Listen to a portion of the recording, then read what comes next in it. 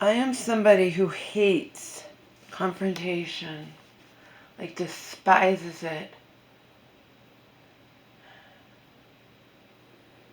And what that means, now, I hate confrontation. Here's the key to me. You want to understand me, you have to understand this, okay? I fucking hate confrontation. But I will do it so long as I feel justified, okay? It won't be easy for me. I'll conquer my fear, and if I feel wronged, I will confront, okay, the person whom I feel wronged me, okay?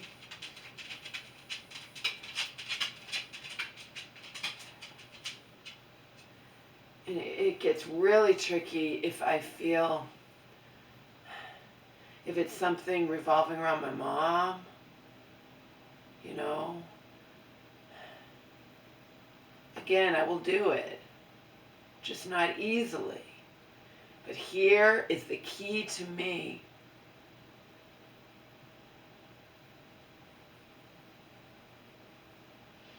Oh, and by the way, that applies to relationships too. Even be it friendship, romantic relationship, or whatnot. Which is a very bad thing, because it's actually really bad. Because when I watched that Love at First Sight, and the woman on there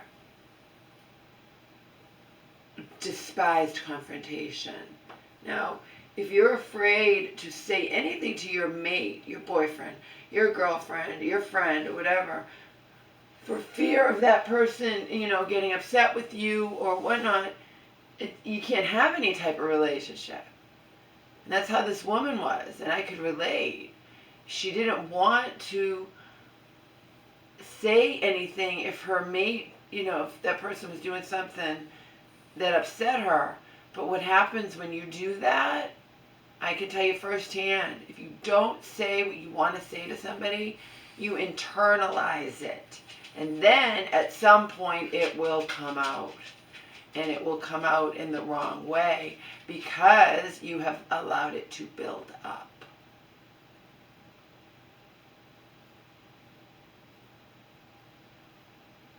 And that is what Diane, not that I'm excusing my father, but that is what Diane told me my father would do. That's why every few weeks, he would fucking go off on me and nobody wants you, your mother's crazy, I'm going to ship you back to your crazy mother, and all this crap, okay? I reinforce in my fear that I don't belong anywhere, and now, But then Diane would say, well, he lets it build up. Remember, I was expected to be perfect. Absolutely perfect. So, the first time I accidentally, because it's totally accidental, I'll do anything you ask of me. I wasn't out, drinking and smoking and fucking around and all the stuff my best friend Mary was doing, okay? I was a goody fucking two-shoes.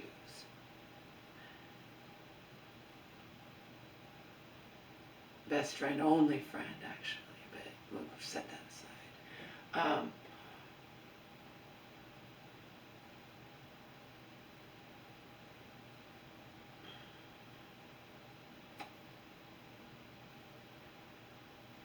I didn't do anything on purpose.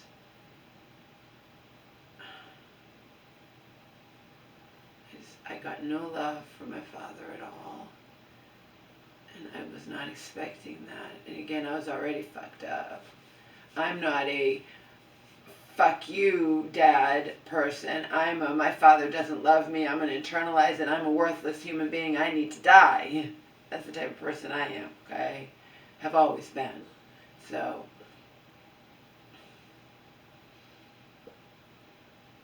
I would try to remember, but the fact is, none of us are perfect. And I hadn't, like I told you in the other video, I hadn't lived in that environment. Think about it. Am I in an environment, if I'm constantly running away from an abusive alcoholic stepfather who fortunately would call and warn my mom and me that he was going to hurt us and he was shit-faced. That was, we got lucky with that. It didn't always work, but it worked most of the time.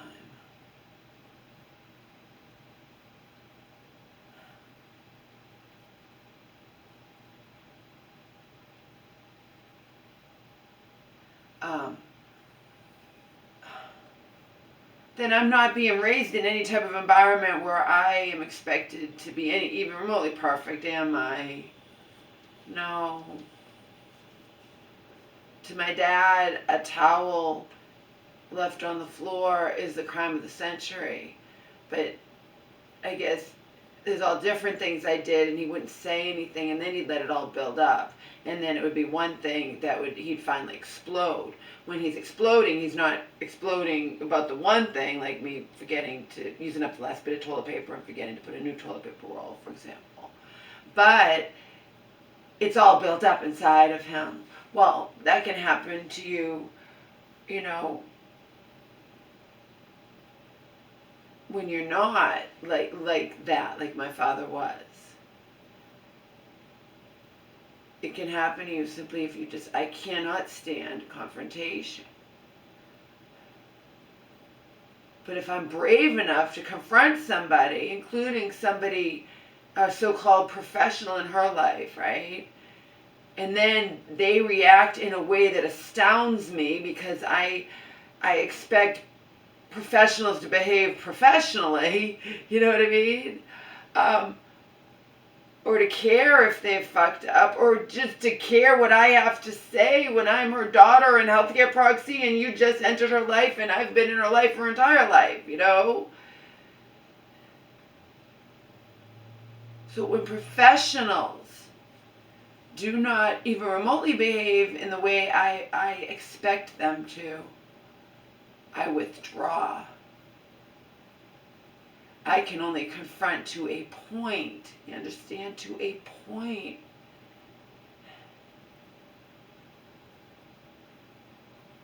I am only able to confront someone to a point. And if they will not back down, and you are being gaslighted, look up gaslighting, people. People who are gaslighted consistently start doubting their own mind, their own reality, their own sense of right and wrong, whatever.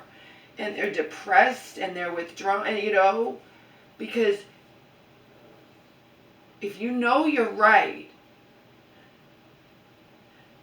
and then so-called professionals are doing things that blow your goddamn fucking mind, and you're me, you're just going to internalize. You're going to internalize your fury. You are going to withdraw. You are going to whatever, okay? Especially if you know.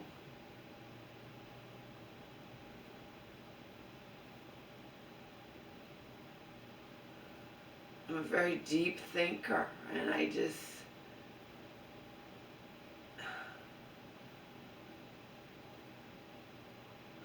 say fuck it at some point. Even more so when my mom just wants to get along to go along, doesn't want to rock the boat. She won't. She's less confrontational than I am. And it's the same thing, You give up.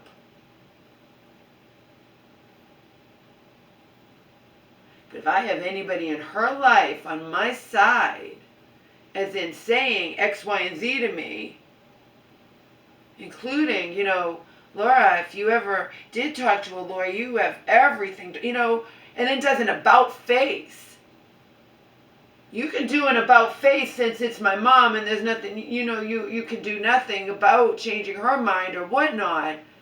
But don't fucking do an about face to me. I have enough people fucking me over. I have enough with my mom putting her head under the sand like an ostrich, just not wanting to deal with it, so going to turn it around and just say I'm, i.e. church woman knows better.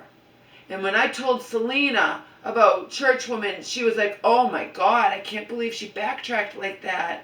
What is with her? I don't fucking know. She just thinks she can move me any which way she wants to, apparently. She fucking hurt me. It's not the first time either. She thinks she can move me any which way she wants.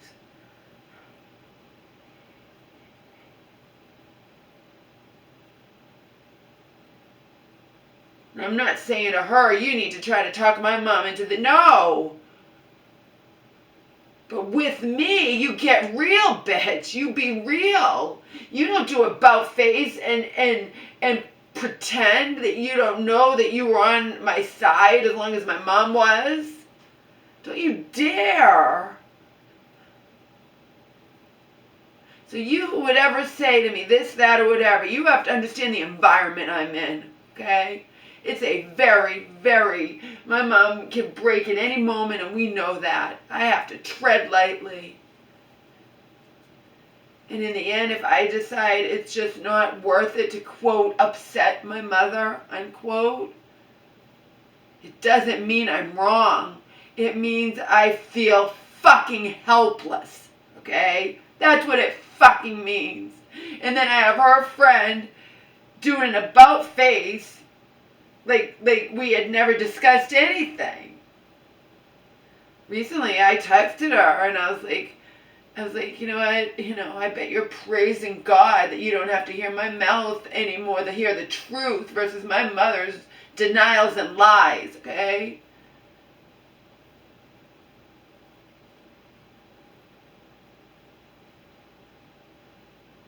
So it's easy to sit in judgment of me. And say, you should be braver, Laura, you should be stronger, you should do this and you should do that. But you don't know what I'm fucking dealing with, okay?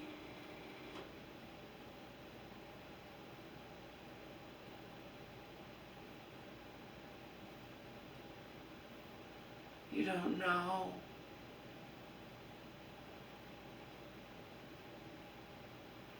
I can say the same goddamn thing to me.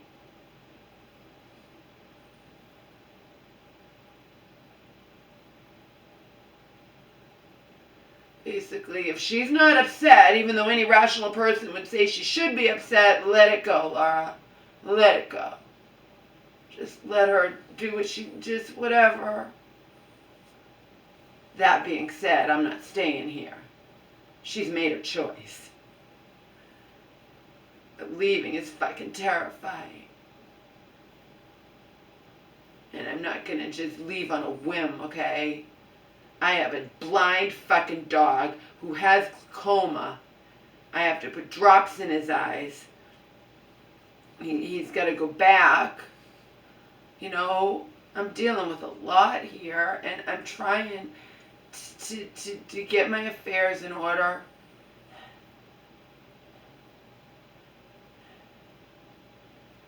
Just because I know what I need to do doesn't mean I'm able to do it, snap my fingers, okay? But I do need to do it for the sake of my own mental health, my own fragile mental health, and because nothing will change. Nothing will change.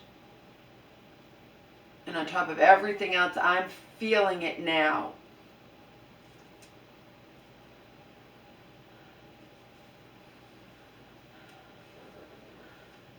I said that to my store buddies. I've been, you don't call them, like your best friends or good friends, whatever. But whatever, I know them, and I said that. And they're like, it's getting difficult for me. I'm not a spring chicken anymore. And they're like, no, you can still hold your own. I know. I can still walk 5 miles without even breaking a sweat. And what I mean by that, it doesn't destroy me, it doesn't kill me, and I can do more than 5 miles. But it's getting to be a lot.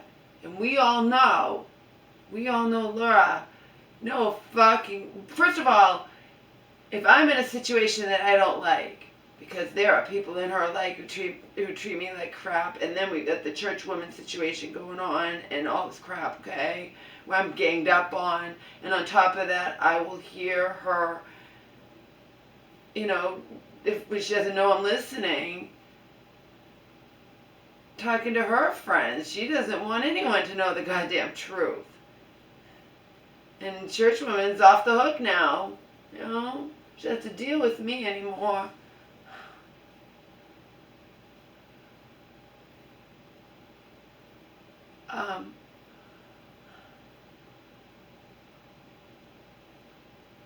So, that's the deal, okay? It's not easy. You know damn well if I have to walk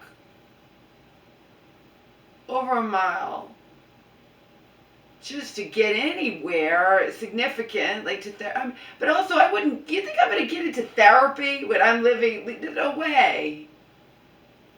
Because therapy will bring it all to the surface, think about it. And then I'll be even more angrier and have to smother it all down.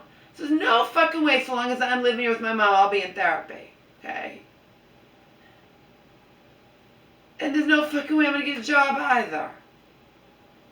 So basically, nothing is going to happen in my life. Nothing is going to improve unless I do something drastic. When I'm terrified and when I have no money. Okay?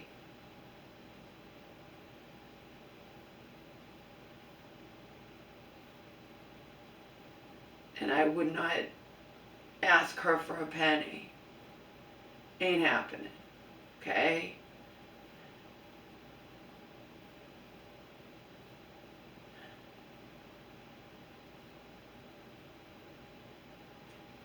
But of course it's going to be terrifying, and I'm always, I have him. No fucking way would I ever leave him with her. You never know at one point to the next what's going to happen with her. Right? Either physically or mentally, you just never know. We've seen that. You don't know what's going to happen to her from one day to the next. When thank God her cataract surgery came out great. Okay? But I'm the one who put the drops in her eyes 4 times a day. Even if she could learn how to put the drops in Omar's eyes, she would probably forget to do it. Sorry, let's get real here. We need to get really real here, people, because I am sooner rather than later going to be doing something that is going to either break me but I won't let it. Just like when Omar and I lived on the streets of LA for that whole week of hell.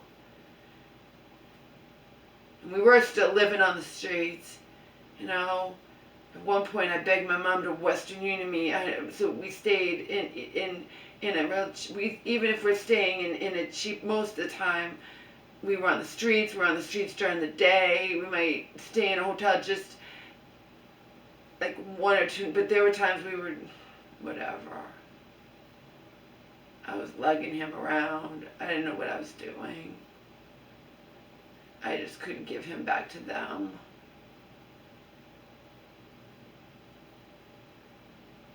I refused.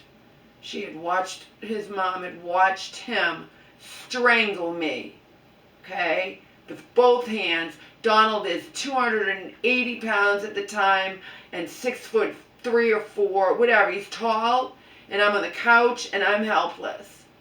And if he had wanted to kill me right then in front of her, she would have let him and covered it up. They would have covered it up. Because all hope was ever embarrassed, okay? She would have done everything in her power to have her son not be, charged with my murder. Don't even kid yourself about that. He did it. He knows he did it. Later in the court, he tried to say he grabbed my jacket. He had both hands around my fucking neck, and then they walked out the door, him and and his mom and Omar, and now I'm the enemy, and I need to get the fuck out of there. It was basically leave now with both his big giant, his hands around my neck. And I created a video right afterwards, and I called the cops, so I'd have a record of it.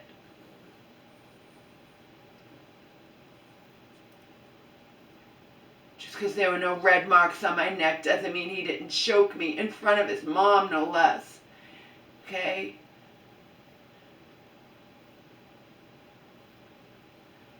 I'm fortunate that I didn't wind up being one of those people who were killed, okay?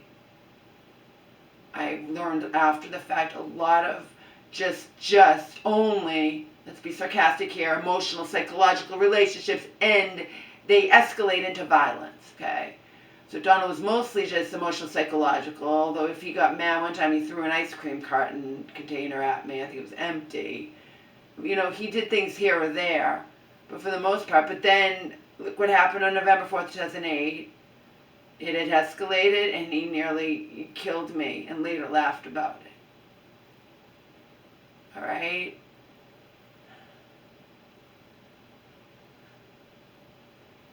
Everything was about Omar.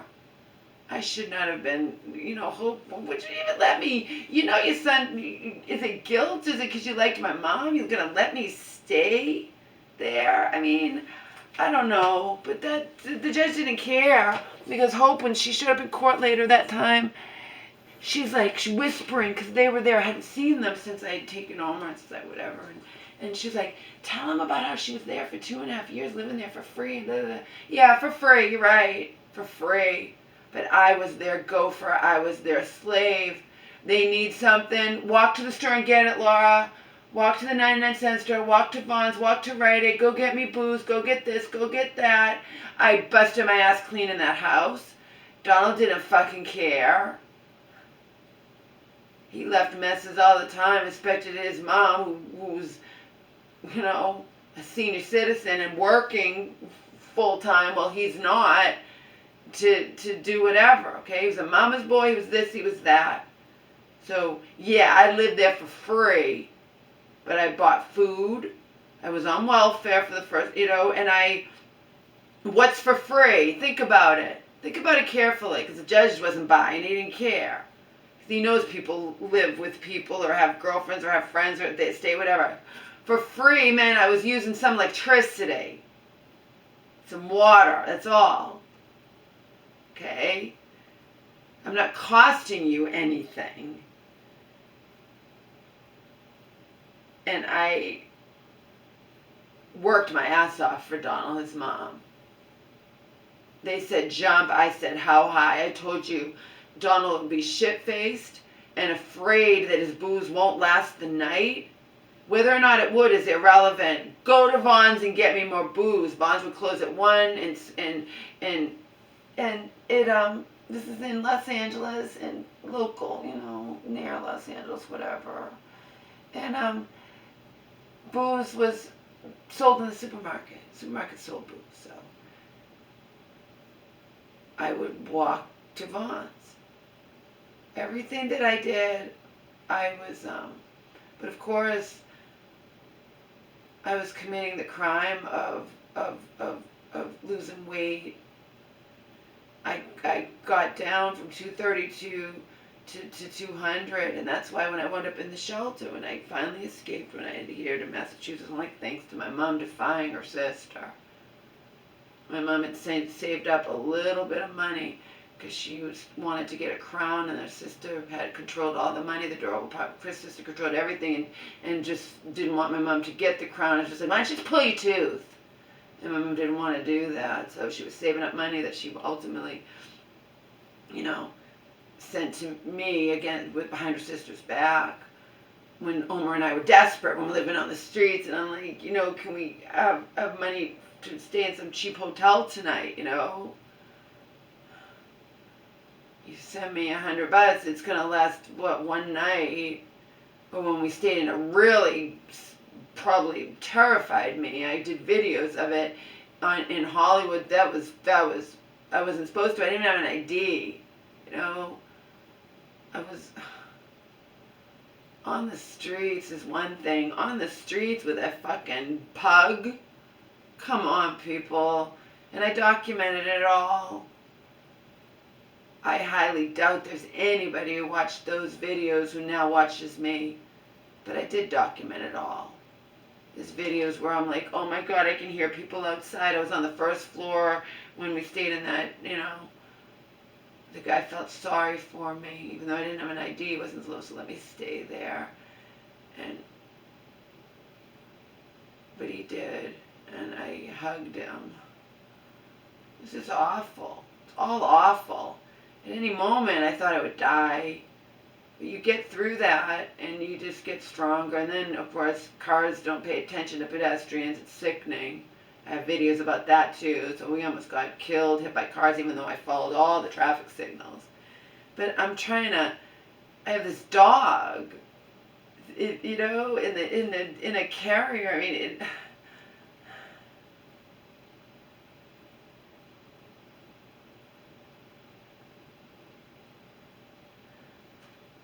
anyway, that's me. I despise confrontation. But if I confront you and I know you're in the wrong and you deny it and you turn it around on me or accuse me of upsetting my mother, it's basically because everything upsets my mother, you can do whatever you want, right? That's your attitude. And I can't take it, so leave me.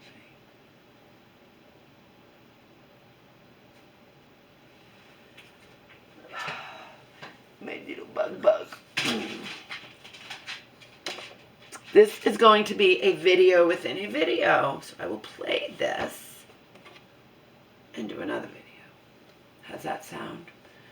I'll get dressed. I'll look pretty or whatever. I'll drink my thing I showed you I made, this detox tea. I don't know.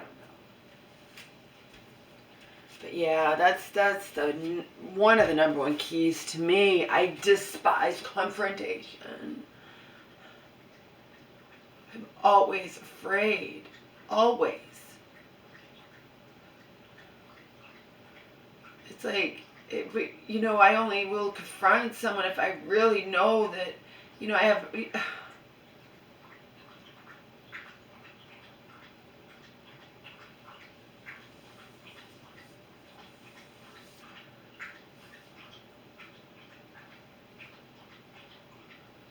That's one of the worst things for me. I'm sure it goes back. It triggers me back to when I was,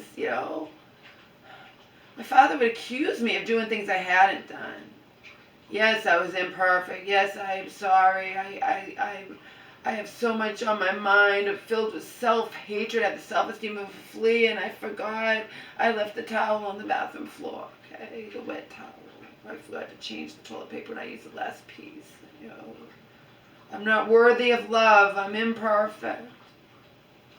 But also my dad would accuse me of doing things I didn't do. Or he'd get upset about the most ridiculous things. But remember, he left when I was 2. He never treated me this way when I visited him once in a while. So I was not expecting this, was I? I was expecting him to make it all better, and he made it a million times worse because I was already a fucking basket case, already filled with self-hatred. So if you are treated like, again, I'm not the type, oh, fuck you, I'll go do this, I'll go do that. I'm the fake, I am